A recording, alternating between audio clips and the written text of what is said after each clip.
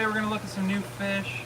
We're also going to talk about a new fish that it's not new to the hobby, but it's a new fish for us that we created our own kind of line, just naturally, intentionally, pretty happy about it. Might not look at them today, but I just want to put the fish out there and get you guys ready for it for when we do have enough to start selling. So turn you guys around. So they don't look like much right now. They're in medicated water just because we just moved them. They came out of a pond about 2 weeks ago. Hello Lynx, happy Friday. So 2 weeks ago we had these in our pond. We brought them in, and these are the Smoky Blue Pinoy Angels. As you can see, there is a couple in here. Look at that big one right there that have they're veil tails, so they have longer fins. Now we took our Smoky Blue Pinoy and bred them with our veil tail Smoky Pinoy. So now we have these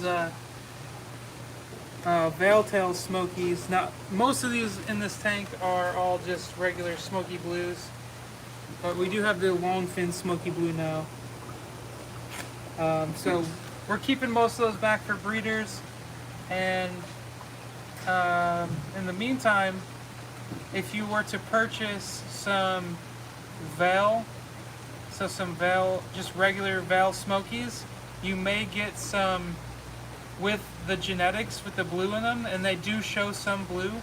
A lot of them are showing blue in the fins only, not so much the body. So this one right here, you can see he's got the blue body, he's got blue in his fins, but a lot of them are only showing, oh, it's focused on my fingers, they're only showing the blue in that top fin and the bottom fin. But the ones that are really nice with the bright blue coloration and the blue in the fins, we're holding back for breeders to build up our numbers and get you an even more blue fish. So pretty excited about it. But yeah, these are the Smoky Blue Pinoys, and they're in medicated water just from being moved, so it's kind of taking away from their color.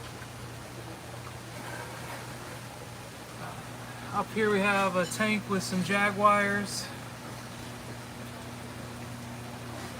Joe and Guilty Pleasure, happy Friday.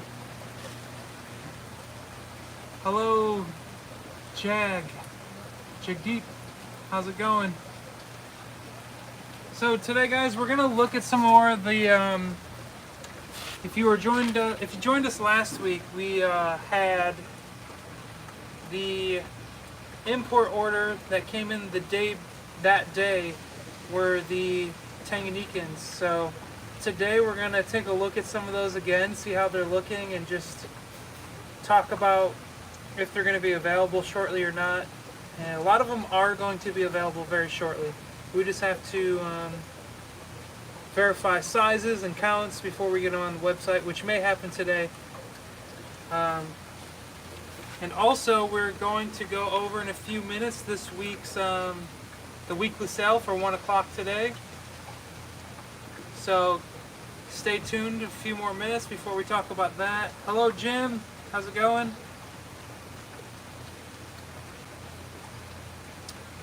Guilty Pleasure's looking for some geos. Well, here's a nice geo right here. This is quickly becoming one of the most popular ones in the hobby. These are the Geophagus spheni. They don't get as large. They still get pretty big, but they don't get huge. They have amazing colors, nice pattern on them, and they are also relatively easy to breed. So we have those. Jim, I am doing fantastic. Thank you for asking. So I don't know if you guys pay much attention to. If you're from Florida, you probably paid a little bit of attention, but we are going to be having a cold front coming in. It's going to be in the 60s over the weekend at night. It's pretty surprising. So that honestly, the little bit cooler weather is better for shipping, but we're not we don't ship over the weekends, unfortunately. So let's start to look at some of these Tanganikans that will be coming up. We have the Synodontis multis. They've already been selling, but here's a few of them in this tank. Holly, that's a good question. So Holly asked, how long are imported fish in quarantine? Now it's going to depend on, each fish is going to be a little bit different. It's going to depend on whether they're wild caught or not, or tank raised. So typically wild caught are going to be under quarantine longer. There's no exact amount of time that we have. So we bring them in, we immediately let them settle in for a few days before we treat them for any internal parasites or any bacterial infections or etc. So typically we give them 1 to 2 days. Typically we just give them 1 day, let them settle in, because treating fish directly after shipping is really hard on their system. So usually we give them a day, and then we'll treat them. And usually to run them through most treatments, it takes 1 to 2 weeks depending on what you're using. So once they go through that treatment, it depends. So say we're deworming them, typically it's going to take two treatments. So one treatment's going to kill off the initial parasites inside of the fish, and then the second treatment's going to kill off any of the eggs or larvae that could have came out of the fish. So usually that takes some time. So 2 weeks is going to be just to get through that initial deworming, and then from there, if they have any bacterial infections or any kind of abrasions or torn fins, we treat for that. And then once they get through that phase, they're ready to sell. So it can be anywhere from, if we're just having to run them through levamisole, which is a quicker treatment, it could be anywhere from a week up to, sometimes it takes months to get some of these fish because they just don't adapt to our water or just being in captivity in general.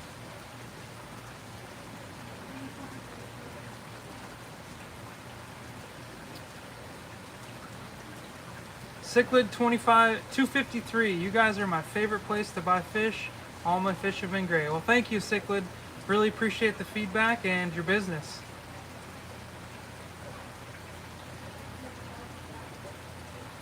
So, Only We has a good question. In Florida, my cold tap water is 85 degrees. Should I stop doing water changes? That really depends on the tank, the temperature of your tank only. If your tank's sitting at 70 degrees, I would recommend you do very small water changes frequently. If your tank is within, I would say, 5 degrees of that 85, though, then you can get away with doing large water changes without an issue. It's really the temperature swing you have to worry about. So just keep that in mind. If your temperature, say your tank is 72 degrees and your tap water is 85, well, then you're going to want to consider doing frequent small water changes versus one large weekly, bi-weekly, or monthly water change. So just keep that in mind.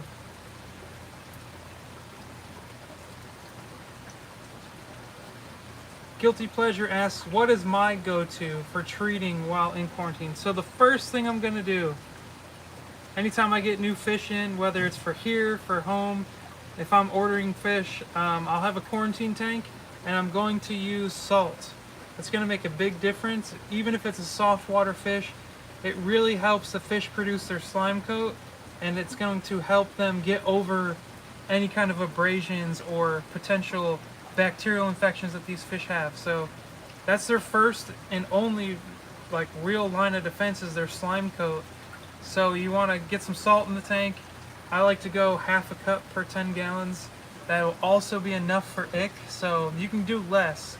If you do a quarter cup per 10 gallons, that's a safe dose, especially if you got fish that are more sensitive. Um, you can always do less. That's not going to hurt anything. Unless it's ick, you don't want to do less because the ick can build tolerance to that. So first thing I'll do is salt. Next is treat for internal parasites. I really like Prozzy Pro. Levamisol is great, but it is very strong and the fish do not like it. And then you always have metronidazole, which works well, but it's for a very small number of internal and external, like hexamida. So it doesn't cover as much. So I typically like to use Prozzy and salt. And then once they get through the Prozzy, if they still have anything external going on, like bacterial issues or, you know, frayed fins, I will go to an antibiotic.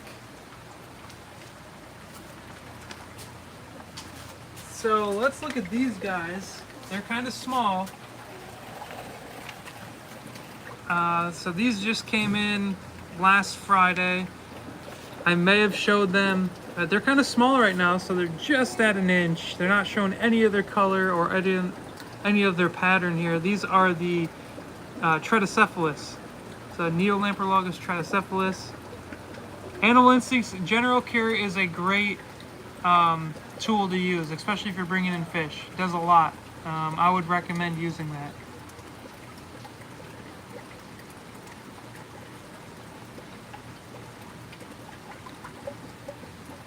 Jag. So plecos that stay under 6 inches, you have a lot more choices than you realize. There's all bushy nose really, most ancistrous species, and then you have some of the like L333s, and I'm trying to think of some off the top of my head. Snowball plecos don't get too big. It really depends on your water, on your options. Now if you have harder water, your options are pretty much going to be something like a rubber lip pleco or bushy nose pleco. I'm not exactly sure on how large the rubber lips get. That's not something we typically carry. But there are a lot of options of plecos that stay under 6 inches. It really depends on your water.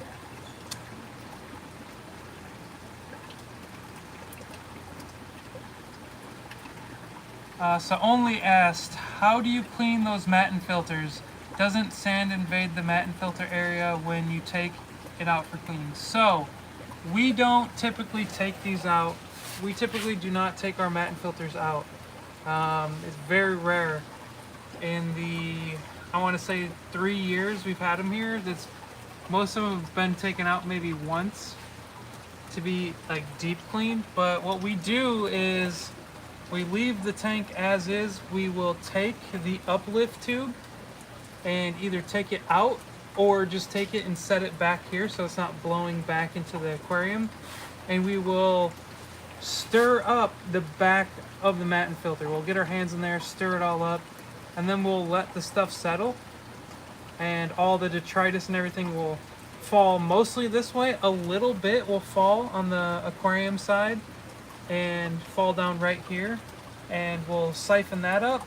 We'll siphon everything out back here. And typically, sometimes we'll also just pull this drain plug as we are stirring it all up, and it'll just suck right out. And also the pull, it's going to be pulling the water, so anything that had fallen this way when you scrape it up over here will get pulled back into the matin filter. So it's not very often that matin filter is coming out of the aquarium. It's so we don't want to lose that biological bacteria, and also it's just really not necessary. As long as we keep up on regularly cleaning back here, it'll last a really long time. So let's go look at another fish while we talk. I'll keep answering your guys' questions. Here are the striped goby cichlids. These came in. You see that guy looks a little stressed back there, but he has the best color. But these guys are really cool. They can be a little aggressive and territorial to each other, so keep that in mind. These are cichlids only. So these are they're called goby cichlid, but here is the scientific name if you would like to do some more research on them. I believe they get their name, their common name, just because they're always kind of on the bottom, and you see how they swim around. They're kind of goby-like, just in their behavior, not so much in their body shape. They kind of look like they act like a goby, and they kind of have at this size, a duboisy, a fry, a small young duboisy pattern. They're pretty cool fish.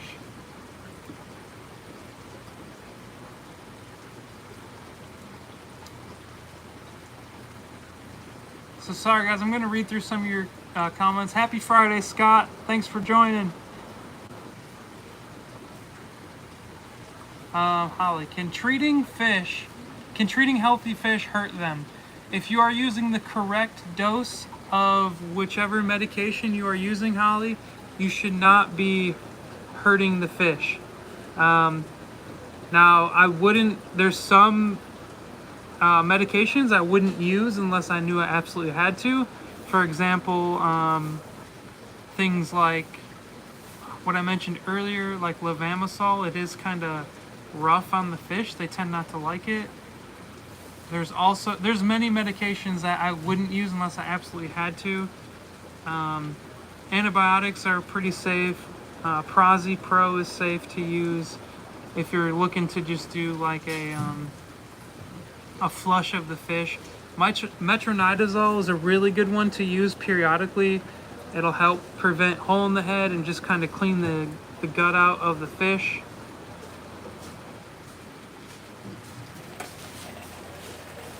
Here we have speaking of duboisy, we have duboisy right next to those goby cichlids. So always loved the juvenile stage of duboisy.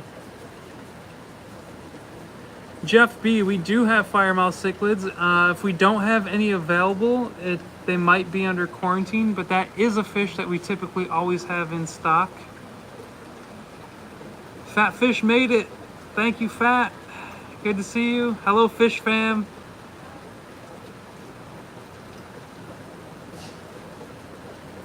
So guys, I'm seeing some requests for some other fish. I am just right now kind of showing some of the Tanganikan import that we got last week. They are local Florida bred fish, all these Tanganikans, so they should be available. They've already been through their quarantine for the most part, so a lot of these will be going up very shortly on the website. And then here we have Cylindricus. These are Neolamprologus cylindricus.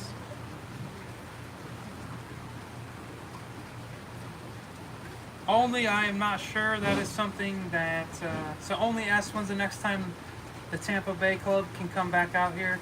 That's something that is set up with Mike, the owner. So if they are wanting to make another tour, all they have to do is email us and we will try to set something up. But I am not sure if there's anything planned right now.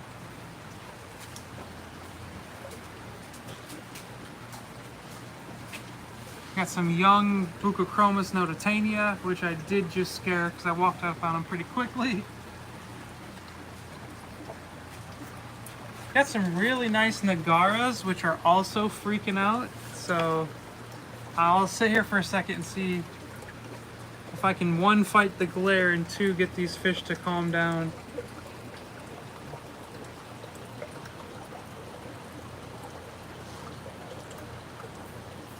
So, just like your aquariums at home when you first get new fish, it takes some time for them to settle in. So you can see these guys are still kind of skittish right now. Here we got some yellow banga.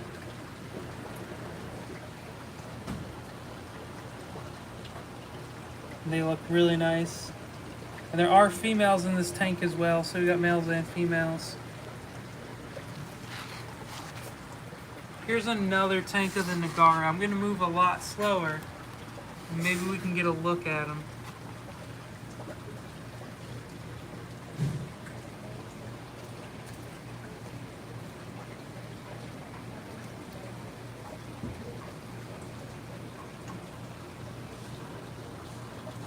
Yeah, these Nagara seem pretty skittish. They're not a fan of the camera. Here are some Maylandi, or the Sulphurhead Peacock. Let's see if I can get this guy. He's looking really good.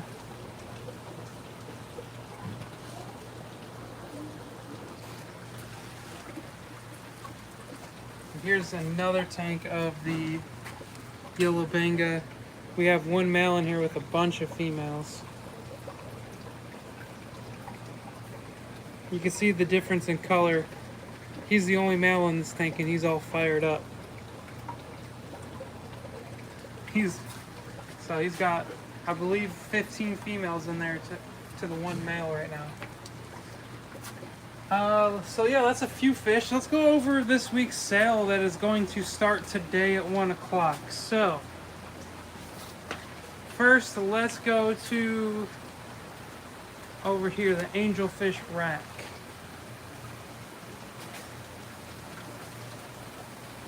So we have C1.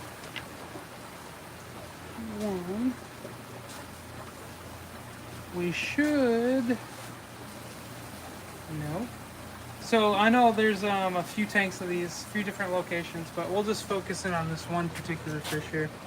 So the Smoky Pinoy Angels, which is, if you don't know, the one fish that's hiding.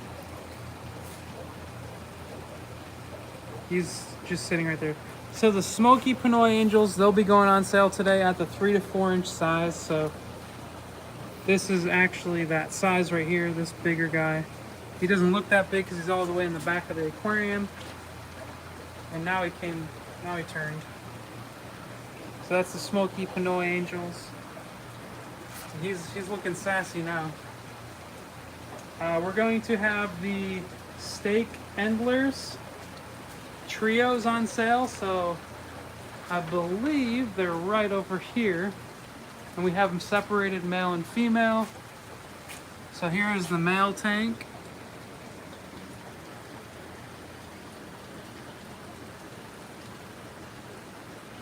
And the females are just plain Jane looking, typical female Endler.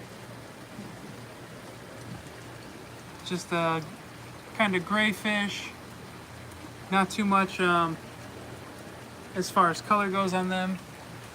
And the Thumby West OB. So we don't have any of those at the size we're selling, but here's a tank of some right here. And they are definitely skittish right now. Now what I like about this fish is just they get a really good color. Like the OB on them, it's a natural OB. So in nature they get it. Now males can be solid blue or they can be OB. We get, I would say, probably 50-50, where 50% of the males end up solid blue and 50% end up OB. Now you can breed to have them all OB, but this is just a natural line, so we just kind of let it do its own thing and keep it as nature intended.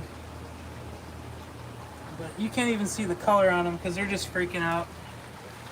But that's a really nice one. I like their mouth shapes on them. They're really cool looking fish. And then we have the Callichromis melanastigma, another really cool fish. If you have Tanganikan aquariums, they are definitely worth it. Let me find them. Oh, they got moved. So actually, guys, sorry about that. So if you have a Tanganikan tank, these guys are great. And the males get nice coloration on them as they mature. Right now at this size, and just in the holding tank, they're not showing hardly any color, but they get a nice yellow color. They stay towards the bottom. They'll sift your sand. Fish fam, thank you for that. If you haven't already, guys, hit that like button and subscribe, please. I really appreciate it.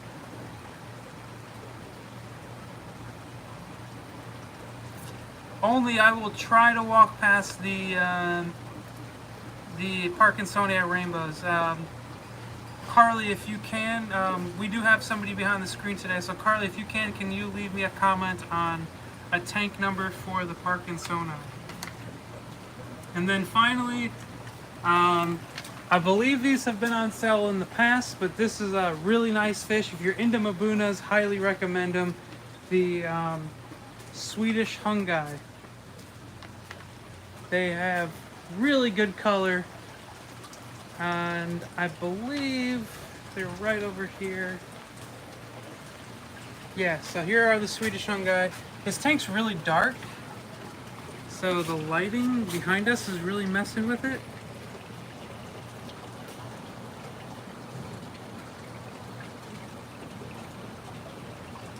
So we're gonna go look at the Parkinsonia. They're an A57. I do not have an exact answer for that question. Only asked, what is our #1 selling fish in 2024? If I had to make a guess, it's probably gonna be the Geophagus fenni. They sell amazing. So let's see what the Parkinsonia are looking like. Now this is a fish, guys, that as they age, they get more and more orange. Right now, it looks like the males only have a little bit of orange on them. You can see some of them. But this fish is actually, this is one of my favorite rainbows when they get full size. They get more and more orange. They get the blotches down the side of the body. But at this size, it's looking like right now they just have a little bit of orange in their tails. So that is the Parkinsoni. So we are getting some rainbow requests. So we'll look at rainbows. We're in the rainbow fish section. We have the Millennium rainbows.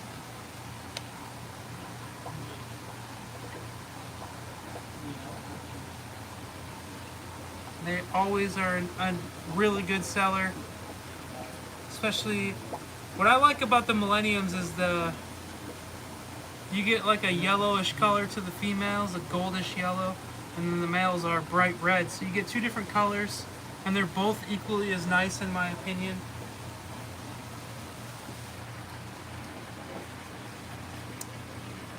Here we have the Signifer rainbows. They think I'm going to feed them.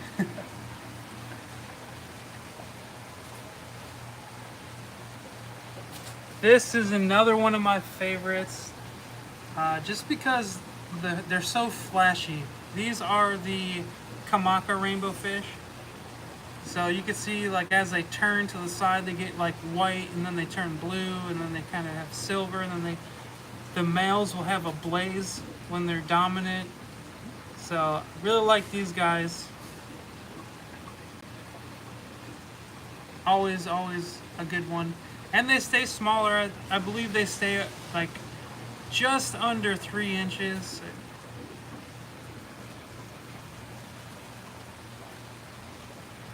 The Doherty is a nice one as well. The red is not coming out on these guys, but they have a really nice amount of red on them. Now this is a larger rainbow species. And they get really long fins as well. Since we're in this section, I just gotta show these guys off because I love them. These are the Nicolsi, or the Pseudocrenobler. I'm just gonna show it to you guys. Pseudocrenolabrus Nicolsi, or the West African mouth brooder. Really nice fish. A lot of good color on them.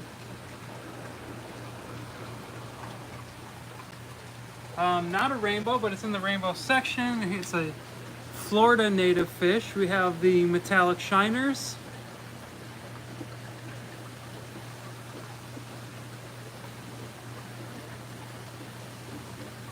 So those guys are really nice.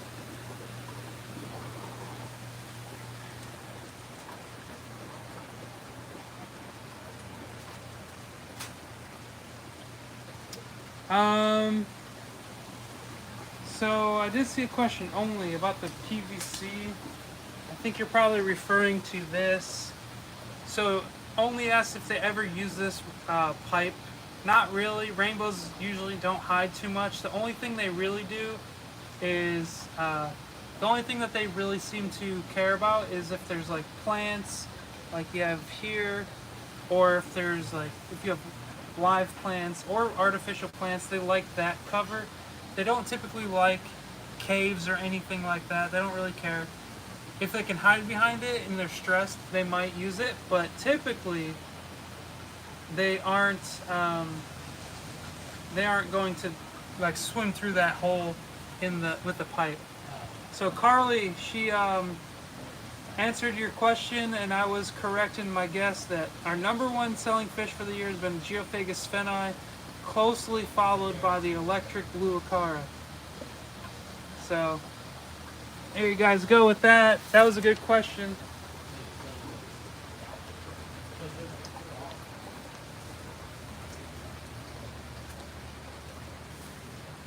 So, since we're still in the rainbow section, we'll finish off with looking at some rainbows. Looking for any that just kind of grab my attention. There's some really nice yellows in this tank here. Even that little small male right there is all fired up. So that's the Melanitania Herbert axelrode. We have the threadfin rainbows. And you can see we're really male heavy in here. I do see some females, but the males really outnumber the females.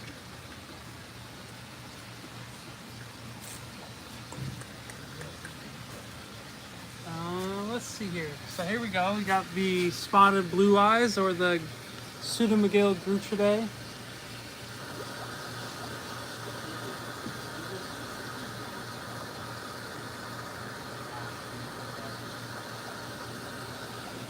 So those are a nice one.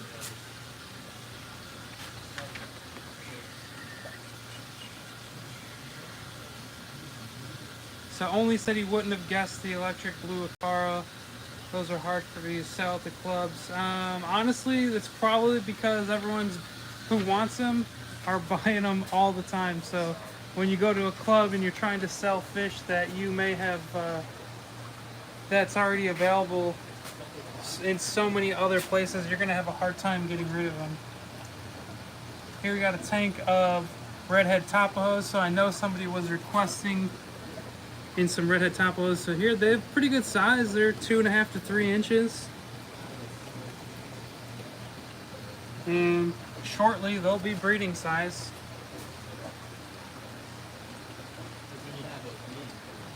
So that's going to be it for today, guys. Be sure to check out the sale that's going to start in about 30 minutes. Also, if you're interested in any of those Tanganikans, I know I didn't go over a bunch of them. There's a lot that came in. But if you're interested in any of those, or maybe some of those peacocks that I showed, be sure to check out the website today at 1 o'clock. The sale will start, and then anytime after that, just check out the website. We really appreciate it. So thank you guys, and we'll catch you next week. Later.